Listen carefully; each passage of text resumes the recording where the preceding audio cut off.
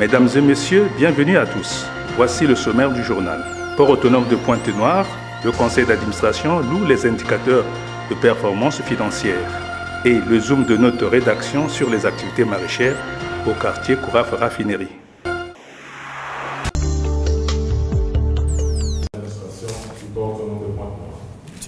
Placé sur l'égide de son président, Jean-Louis Osso, notre compétitivité.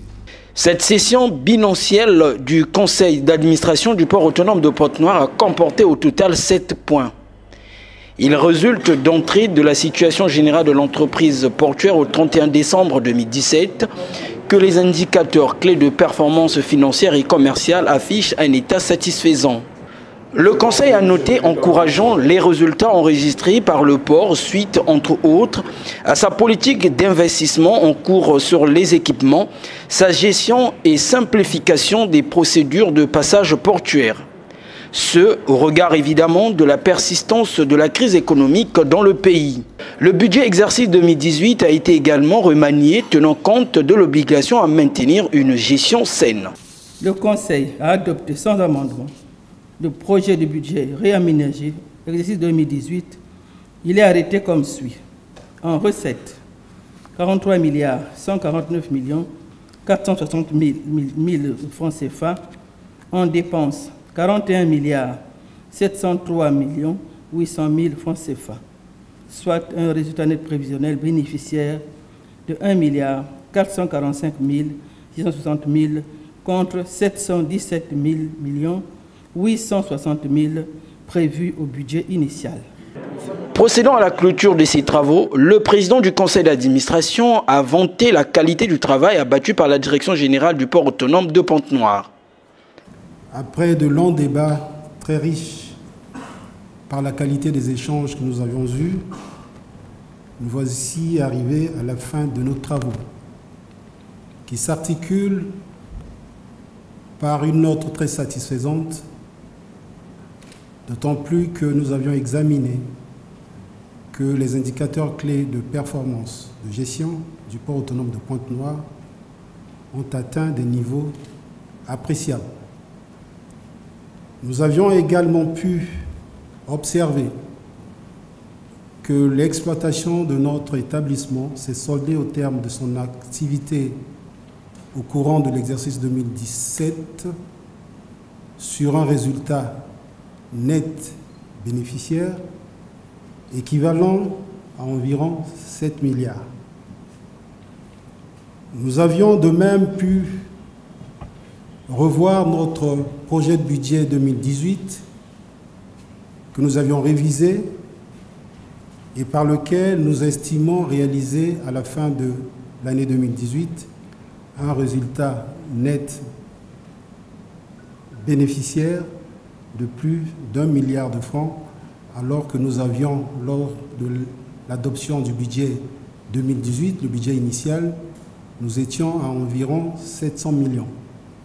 Tout cela augure des efforts significatifs que réalise la Direction générale du port autonome de Pointe-Noire.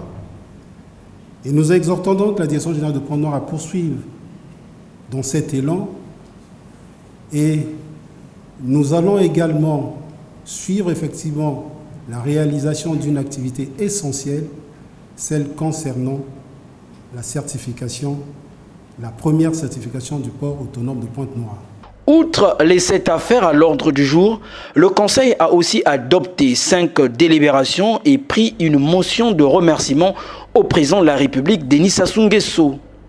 Débutée en matinée, cette session bimestrielle s'est achevée en soirée de la journée du vendredi 18 mai 2018 dans un cadre hôtelier de Pointe-Noire.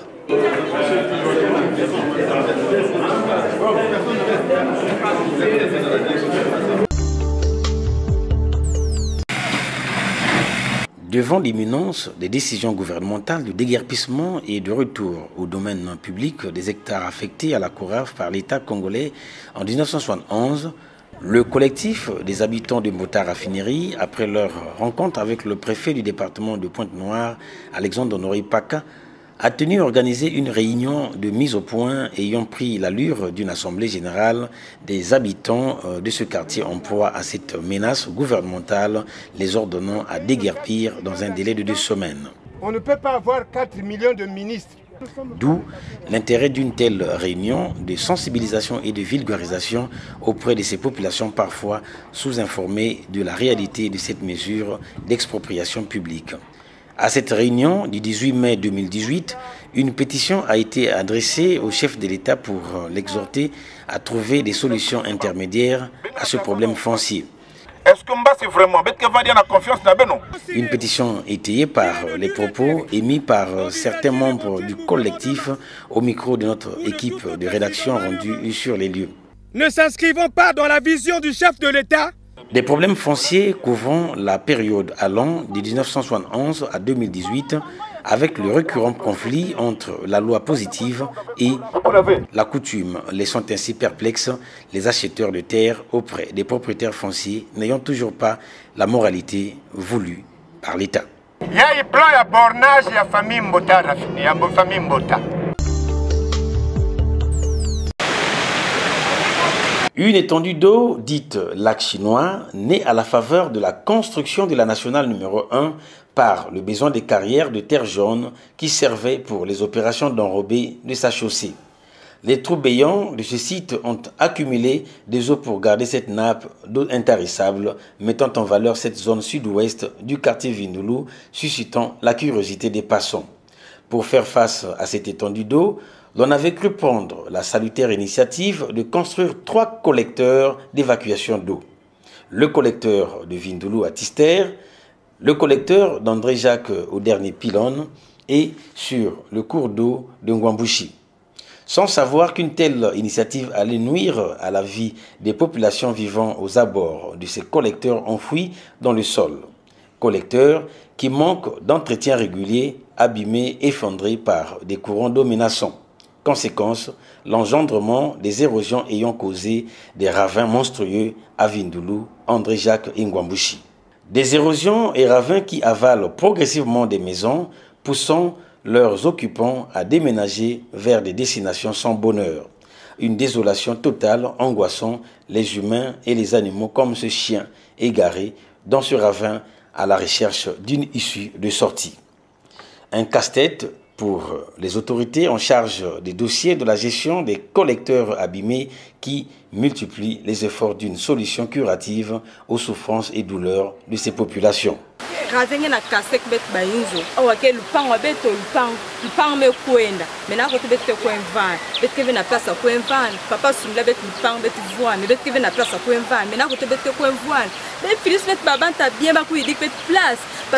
na babanta kakme qui ma parcelle là-bas bon louer qu'élevé maintenant quand tu vas vendre bet me kumba sinistre bet me kumba bata pam bet que na parcelle là bet quand tu vas ko vendre muna momke na moi muna la kana ngana.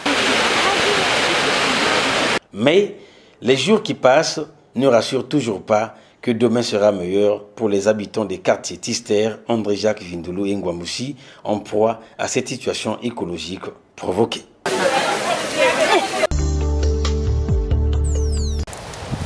À 700 mètres des eaux de l'océan Atlantique, derrière le complexe industriel de la Congolaise de raffinage, Coraf en abrégé, s'effectuent des activités extensives des cultures maraîchères. Activités agricoles axées sur les semences et récoltes 45 jours avant la vente vers les marchés OCH et Tchétché des épinards et oseilles. 2 produits vivriers consommés par une clientèle friande des légumes à prix raisonnable. L'idéal est d'encourager ces ouvriers de la terre à préserver dans de telles initiatives informelles de second rang. Un groupement de maraîchers indépendants qui passent le clair de leur journée à la fabrication des planches de terre transformées en sillons de pieds d'épinards et d'oseilles de 10 mètres. Sachons que sur ce sable salé, d'autres légumes ne poussent pas au regard de ce sol marin. Avec des hectares réservés à la sémence et à la récolte de ces épinards de base contenant des apports énergétiques, de protéines et de potassium. Des activités maraîchères entretenues avec des outils rudimentaires ne donnant pas toujours la possibilité à ces exploitants de fournir des résultats agricoles attendus pour approvisionner les marchés de la ville en légumes frais. D'où les doléances et les difficultés qu'évoquent ici les maraîchers rapprochés sur ce site agricole. On a beaucoup de difficultés ici.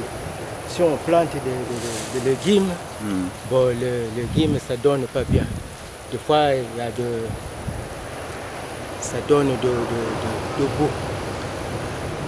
Ça donne de gras yeux sur le fait de légumes. Devant l'extension accélérée des villes congolaises, les hectares affectés aux cultures maraîchères à la ceinture de leurs zones urbaines sont avalés par les habitations, engendrant ainsi au quotidien la crise vivrière des condiments de base dans les ménages.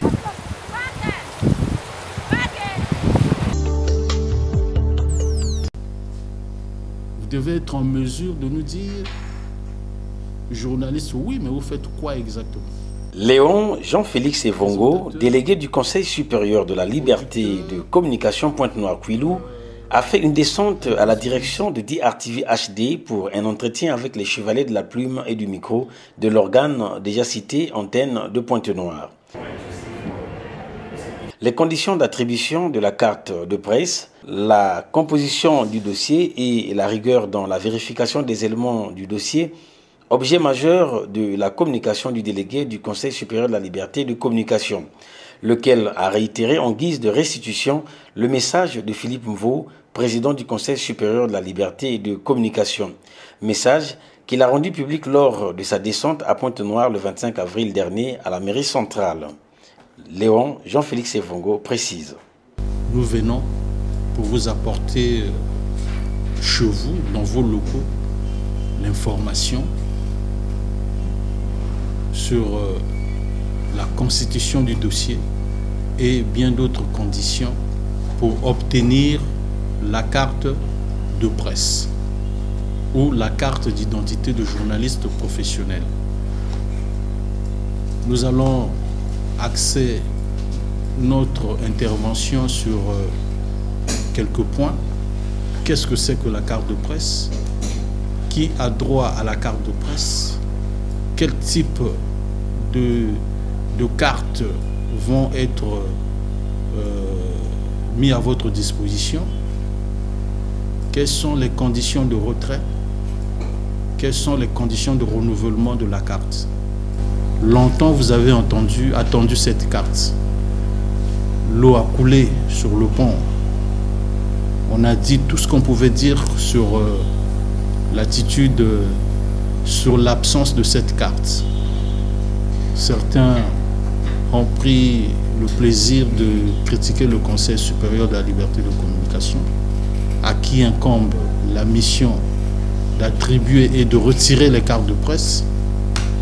Mais ce conseil, à cette époque, n'avait pas de moyens matériels, des moyens ou des textes et bien d'autres moyens pour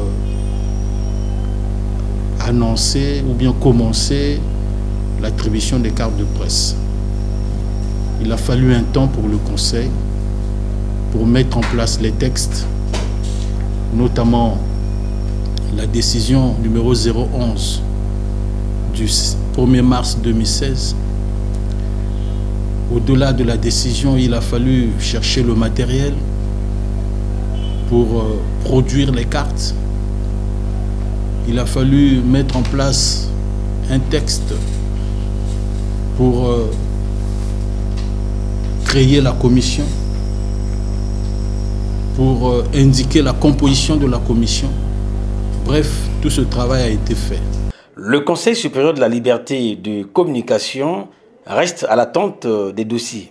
Pour le cas de Pointe-Noire, les dossiers doivent être déposés à la délégation du Conseil pour être acheminés enfin à Brazzaville à la commission installée à cet effet. Une fois la commission a examiné les cartes, a donné l'agrément, le Conseil procède à l'établissement de la carte Et cette carte est signée par le président du conseil.